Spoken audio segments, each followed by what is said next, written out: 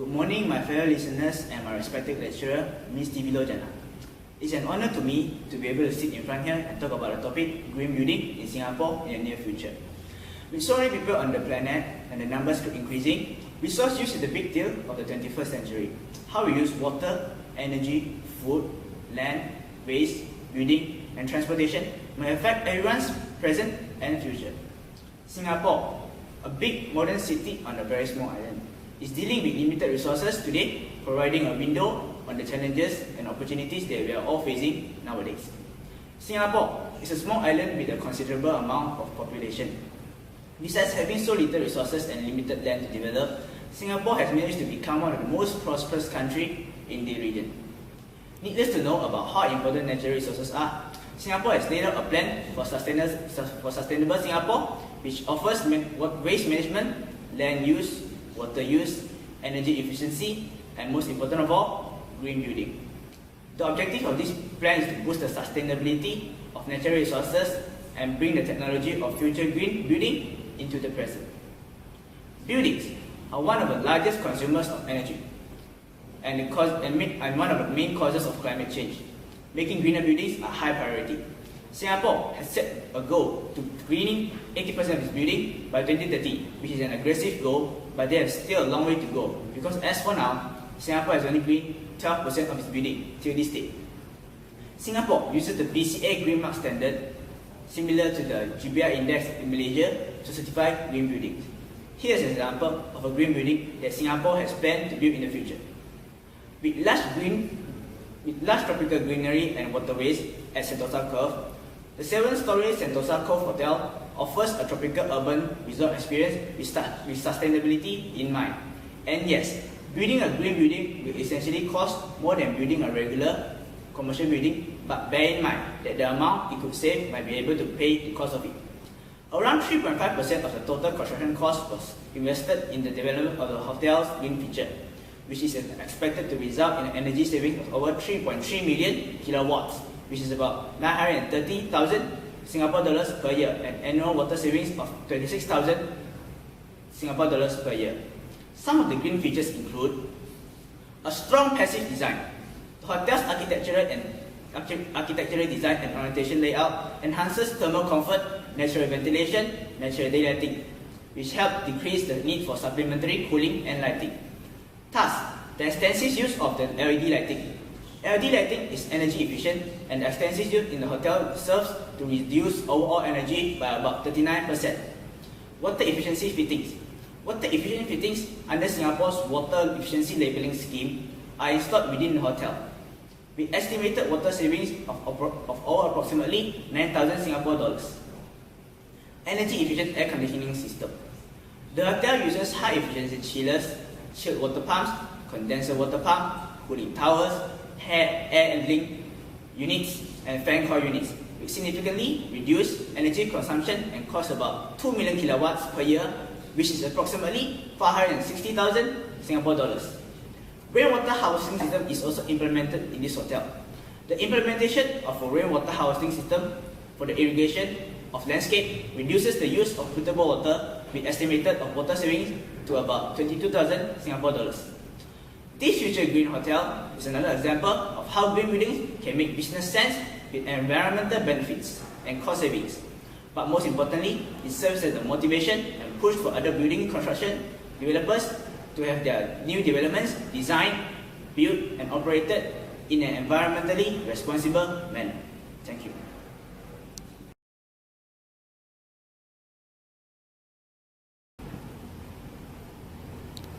As we all know, Singapore is free from natural disasters, so we will only focus on the potential transport and energy management in the nation.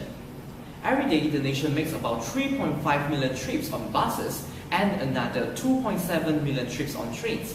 So, Singapore has big plans for the future transport system, named Land Transport Master Plan 2030. Singapore has land constraints just like in London, New York, and Hong Kong.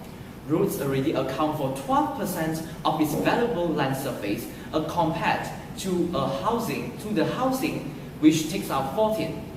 So for Singaporeans, public transport is undoubtedly the most space efficient and environmentally sustainable mode of travel.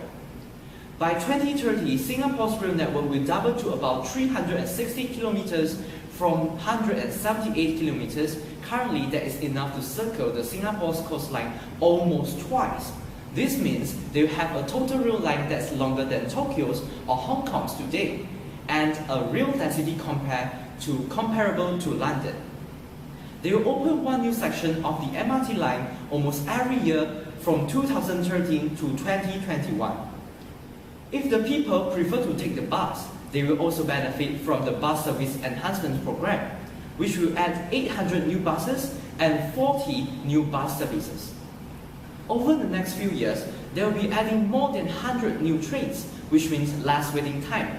In other words, during peak hours, you can expect 6 trains to arrive every 10 minutes instead of 5 trains today. However, for air transport, the Singapore's Changi Airport is the major aviation hub in Southeast Asia, handling 51.2 million passengers in 2012, a 10% increase over the previous year. This made it the 7th busiest airport in the world, and is one of the busiest cargo airports, handling 1.81 million tons of cargo. Singapore aims to be the major aviation hub of Asia in the future.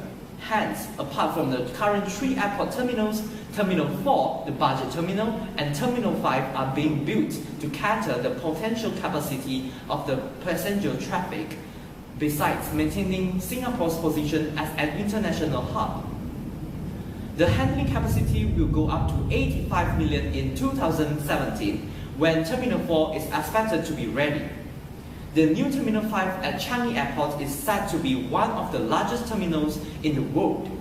When it begins operations in middle of 2020s, it will boost the airport total handling capacity to 135 million passengers annually.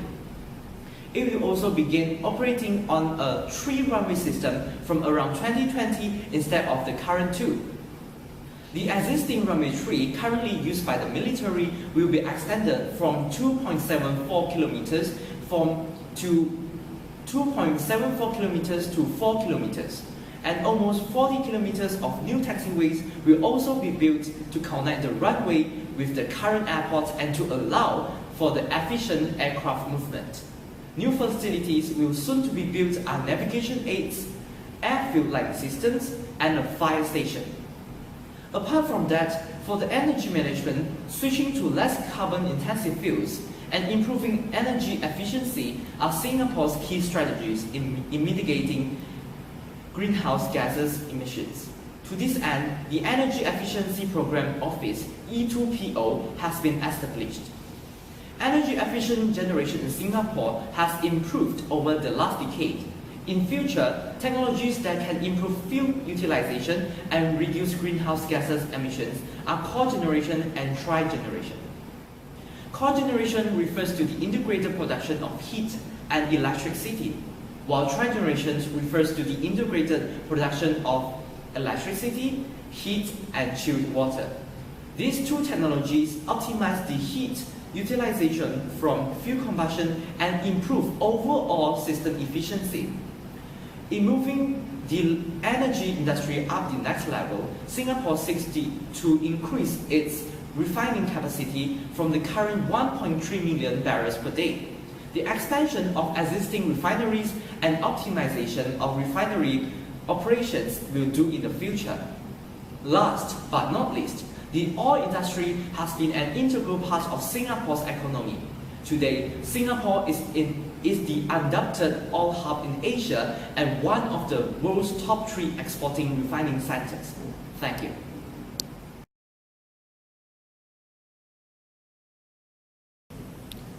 Today I want to talk about the water and waste management in Singapore in future. Singapore water comes from 4 different sources. They are local catchment water, import water, desalination water, and new water. This diversification has made their water supply more reliable. First, local catchment water. 2/3 of Singapore land area is water catchment, and rainwater is collected and stored in 17 reservoirs around the island. The use of variable salinity plants will help them expand the water catchment up to 90% of Singapore land area in the long term, making their water supply even more resilient. With all the major banks already left to create reservoirs, FNBE, Singapore National Water Agent, aims to harness water for remaining stream near the shoreline using technology that can treat water of varying salinity. We will boost Singapore water catchment area to 90% by 2060. Second, the import water. In 1961, water agreement between the Johor State Government and Singapore expired on 31st August 2011. Singapore continued to import water from Johor under 1962 water agreement, which allowed them to grow up to 250 million gallons per day for the Johor River till 2061. Third, desalination water. A second and larger desalination plant will commence operation in 2013.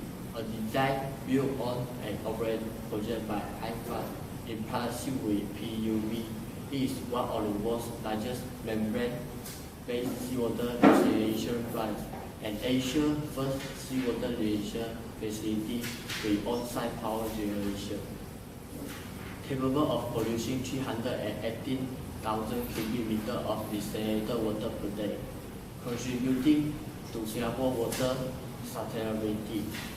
The Trust-Big desalination plant will add another 70 million gallons per day of desalinated water to Singapore water supply. This plan is to grow Singapore desalination capacity, so the Fong nation tap will be able to meet up 25% of water demand by 2060. Last, new water.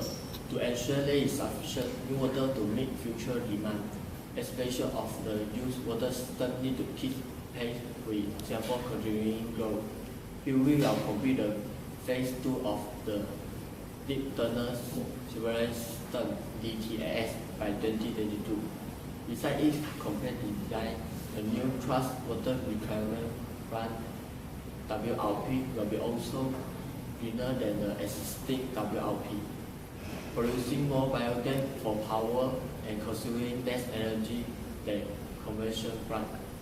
It will generate less sludge and therefore reduce the cost of sludge disposal.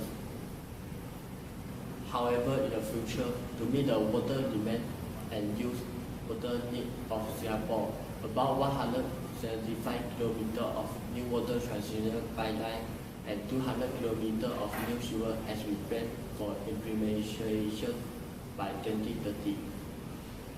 By year 2045, all the existing WRP and sewer pumping stations are expected to be complete phased out. For the waste management, Singapore solid waste disposal infrastructure consists of 4 waste-to-energy (WTE) plants. They are Trust Selangor, Trust South, and Keppel Trust waste-to-energy plant, as well as Semakau landfill. The Trust Marine Transfer Station serves as an intermediate collection point for WTE plants and non-incinerable waste before these are transferred to Semakau landfill.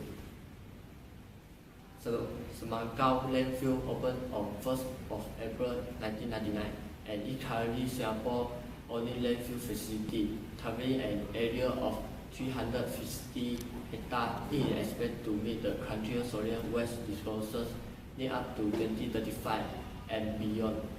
In 2012, the landfill received an average of 2,300 tons of WTE plant ash and non-incinerable waste daily.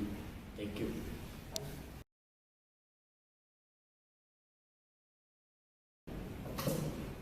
Now I would like to talk about tourism. On the point of enhancing destination attractiveness, it can be divided into two: hardware and software. Hardware ensures a steady pipeline of new infrastructure developments, and the software developing innovative and compelling content proposition and deliver unique experiences. To go in more detail about hardware, I would like to start with new leisure zone and attraction. The upcoming infrastructure such as the National Art Gallery and Singapore Sport Hub will enable us to leverage the art, entertainment, sports sectors as more significant driver of tourism. Existing players like Sentosa continue to reinvent itself by introducing new attractions such as Port of Lost Wonder, Singapore First Hit Club by the beach, and the iFly Singapore, the world's largest indoor skydiving venue. Singapore Tourism Board (STB) will work closely with existing attractions to rejuvenate and renew their products. So about software, STB has established a new Kickstart Fund to encourage more innovative content in the lifestyle sectors. Financial support is provided to the creation and test bedding of lifestyle concept and event with strong tourism potential and scalability in areas such as the art, entertainment, dining, and retail. The scheme also provides recipients with access to business incubator program in industry veterans who will offer business advice on mitigating startup risks. The Kickstart Fund complements the existing leisure event fund, which support quality events that strengthen Singapore profile and position as compelling leisure destination, driver visitor spend as well as the development of pristine and key tourism sectors. The scheme also hopes to develop the capability of Singapore-based companies in creating and delivering original world-class experiences and events. For supporting industry competitiveness, it can be divided into 5 components. Building workforce capacity and capability. The effort will include enhancing the attractiveness of tourism jobs, increasing awareness of strong career progression pathway available in the sectors, and the upskilling employees. Second, encouraging innovation in business models. New technology has created a new industry and disrupted old ones. The company needs to innovate to remain competitive and relevant. Adopting the use of technology, encourage technology innovation and adoption in the tourism sectors. And the next, enhancing service capability.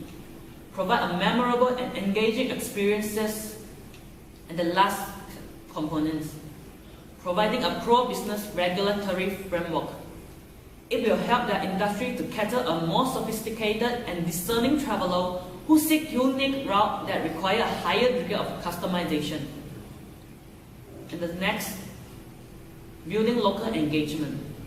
STB work with industry to nurture public engagement and participation as part of the tourism development efforts. At the basic level, STB will work with industry and community stakeholders where appropriate to ensure the business activity which support tourism can thrive alongside the local community where they are situated.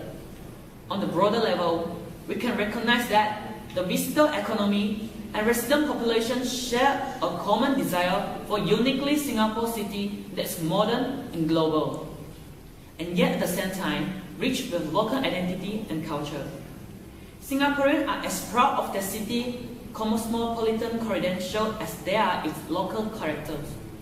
In summary, STB aims to harness local ideas and energize for tourism effort so that tourism development enjoy domestic support.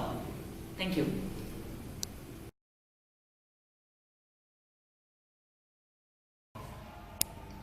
In the 21st century, threats to our life, identities, and freedoms come from more sources than ever before, from terrorists to hackers and powerless governments. An individual's and collective focus on security is expected to shape our private and public life in the next 20 years. Security is a global trend that will drive our future, but we need to require it wisely in the right position. There were occurrences of economic recessions in the past few years. Fortunately, it had a dual effect by turning it to the better side with the outcome of security market. In Singapore, it has a private security sector as a strategic partner in the government's anti-terrorism efforts. Singapore is a highly protected country in the expert security system. A 3M company has this type of system. The system is known as 3M Singapore, safety, security, and protection. They have a full of heart by serving a great service for the government. They assist more than 100 countries successfully implement security initiatives, from integrating security materials into their secure IT credential. They have the experience today in helping the theories meet involving security regulations and security challenges with complete solutions. They are integrating end-to-end solutions for efficient issuance of passport. Their comprehensive offering everything from individual software, hardware, and materials to over-the-counter essential insurance capabilities. They continue to be industry leader in proprietary security material technologies for secure credentials. For added security, many of the security technologies can be integrated into passport solution. They are offering a range of customized security laminates to provide moderate to high level of security. For example, their proprietary security materials offer outward, covert, and forensic technologies for layering security solutions into the secure ID credential. This approach helps ensure that solutions meet both their desired level of security and budget. It also means solutions that are scalable, enabling them to quickly migrate to new technologies. Singapore National Library is coming at the country. Singapore's National Library Board, NLB, is a statutory government organization globally respected for achievements in modernizing its public libraries. It operates 24 libraries across the islands, including the National Library, formerly housed in a much-loved but small brick building close to Fort Canning. One of the first major ICT projects that the NLB implemented, and in which it currently leads the way globally, was RFID, Radio Frequency Identification Tagging. All NLB books in Singapore have a discrete passive RFID device to enhance 4 key library processes. This eliminates the need for staff to be present for a patron to borrow or return a book. It also minimizes the time between a book return and it being back on the shelf for others to borrow. This system improves the security of the books, which is the NLB's most valuable asset. A big problem with Singaporean libraries is their great popularity. To enable patrons to see the build-up of queues and the numbers of people in the library from its website, and without installing additional cameras, 32 analog security cameras feeds that will not impact the integrity of the security system were selected and fed into multiple axis digitizers and then output through the IP network to the web portal. There is an event coming in the future. The event is taking place at Marina Bay Sands, Singapore on 22 to 24 April 2014. The purpose is dedicated to provide informative and strategic processes and issues related to the safety and security market of Southeast Asia. Safety and Security Asia SSA 2014 is the name of the event, organized by Conference and Exhibition Management Services Private Limited and hosted by Security System Association of Singapore. There will be a total of 300 exhibitors from 25 countries and 6,000 trade professionals come to visit. It is 10,000 square meters total of its gross exhibition area. SSA 2014 will present an area of issues and challenges faced by the government and the civilians to increase awareness on the importance of maintaining security in frequent form. Thank you.